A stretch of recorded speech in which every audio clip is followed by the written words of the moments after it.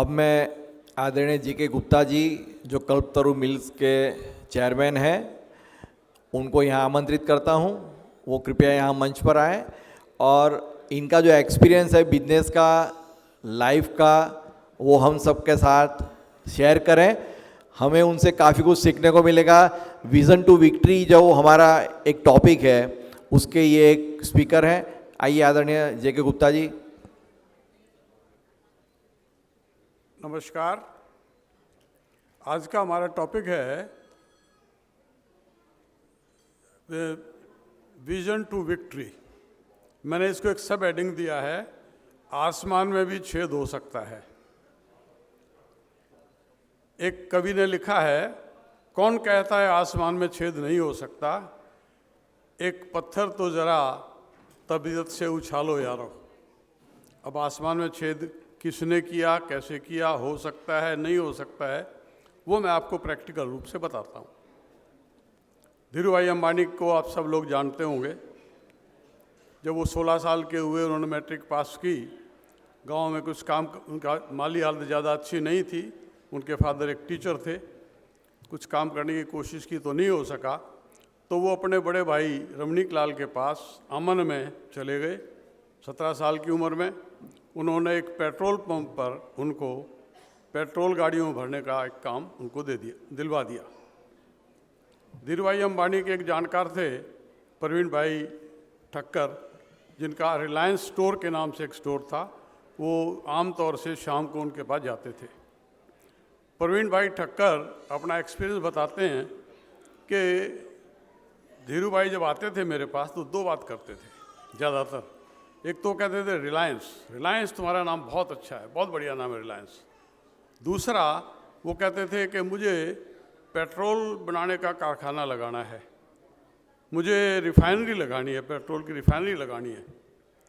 तो वो लिखते हैं प्रवीण भाई कि मैं कहता तू पागल है क्या, तेरे पास रोटी खाने के लिए, कपड़ा पहनने के लिए तो पैसे हैं नहीं, तू वो लगाएगा, रिफाइनरी कैसे लगा देगा, क्या बात करता है तू।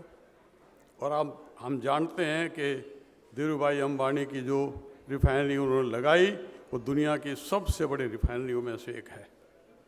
इसको बोलते हैं आसमान में छेद करना। ये है आसमान में छेद करना।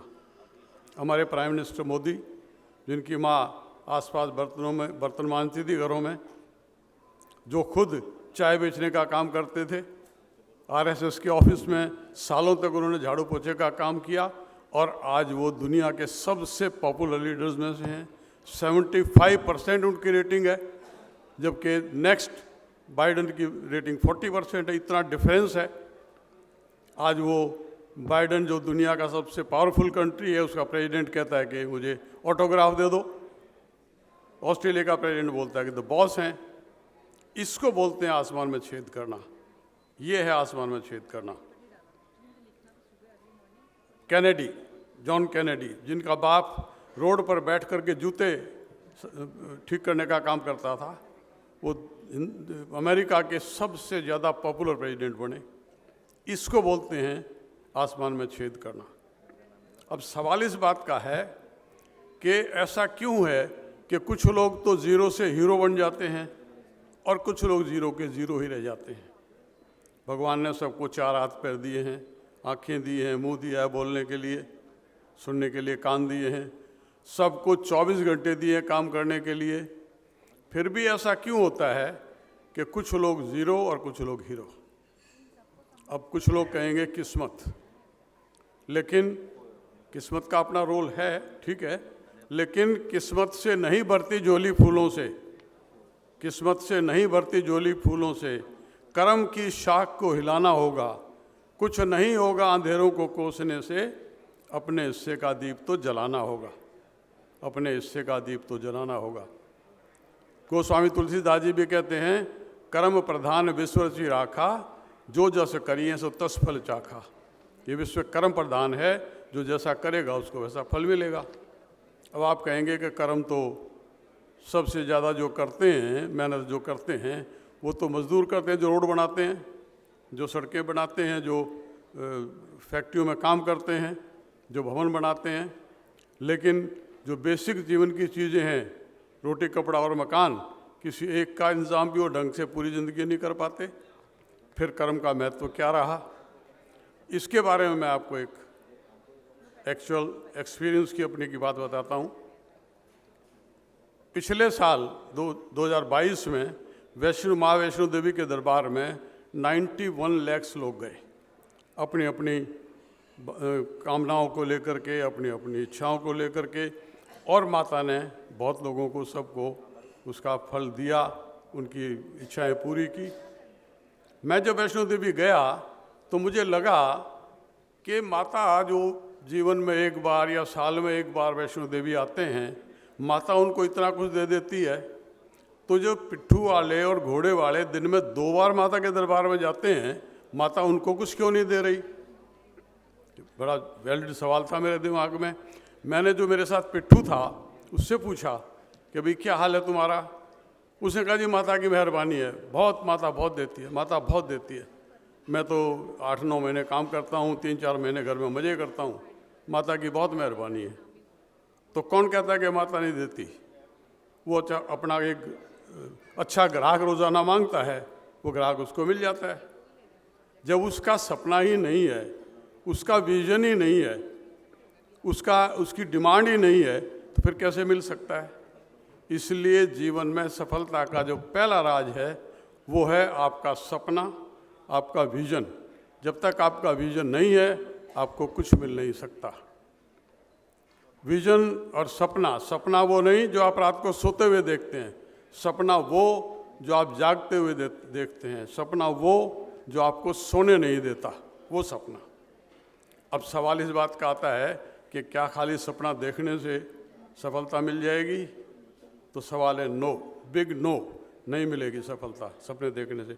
सफलता के साथ साथ ज़रूरी है आपका संकल्प, आपका डिटर्मिनेशन, आपकी सोच के साथ साथ आपका संकल्प ज़रूरी है। संकल्प से सृष्टि, संकल्प से संरचना, संकल्प से शक्ति, संकल्प से सफलता, संकल्प से साहस।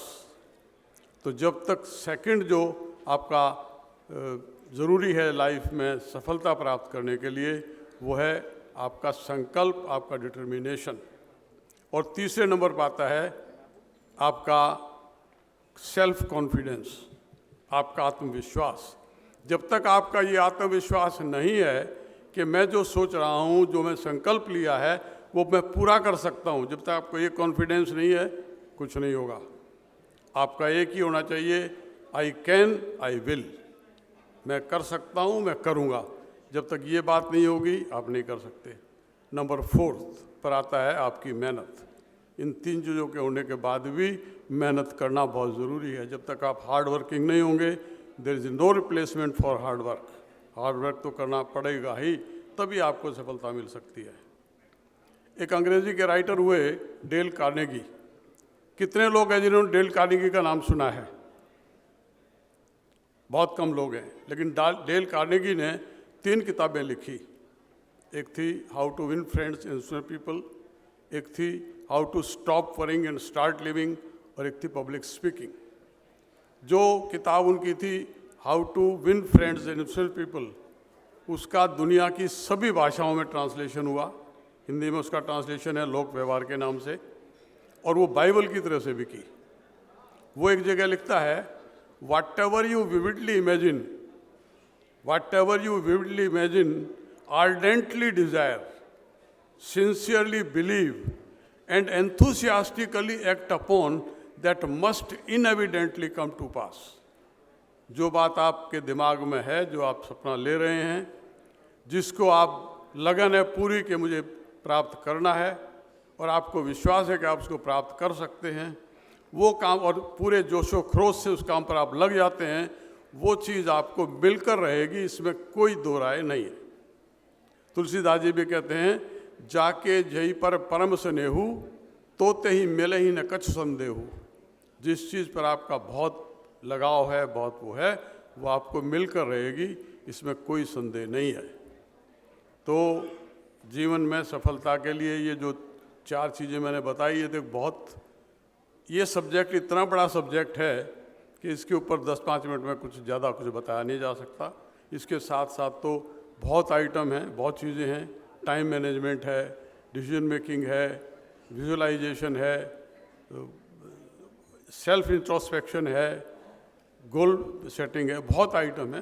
ये बहुत लंबा समय इसको चाहिए। दुनिया में सभी भाषाओं में बहुत विद्वानों ने इस सब्जेक्ट पर बहुत किताबें लिखी हैं, बहुत अवेलेबल हैं। जो मैंने ये 5-4 चीज़ें थोड़ी सी देर में आपको बताई, इससे बहुत बड़ा कोई समझ सके, हो सके, मुझे लगता नहीं है। ये जो पहल अग्रवाल महासभा ने की है, ये जो कन्क्लेव किया, मेरा मानना है कि ये आपको, ये ऐसी शुरुआत है जो कि बहुत ही काबिल तारीफ़ है, बहुत ही अच्छा है। ये इसको रेगुलर बेसिस पर करना चाहिए। एक और मेरा सुझाव है कि अगर हमें अग्रवाल्स के लिए या उसके लिए कुछ करना है, सबके लिए समझिए करना है, तो हमारे के एक ऑनलाइन 3-4 लोगों का एक पैनल बना करके उसको बच्चों के एनरोल करके, जिसमें बच्चे आपस में सवाल जवाब भी कर सकें, ऐसा एक प्रोग्राम बनाना चाहिए। तो मेरा ख्याल है ये बहुत अच्छा एक प्रोग्राम रह सकता है। और ये जो प्रोग्राम किया, जिन लोगों ने अरेंज किया, उनको मेरा बहुत बहुत धन्यवाद, बहुत बहुत उनको बधाई मेरी तरफ से। आपने मुझे यहाँ बुलाने के लिए, मेरी बात रखने के लिए मौका दिया, उसके लिए धन्यवाद। जय हिंद, जय भारत।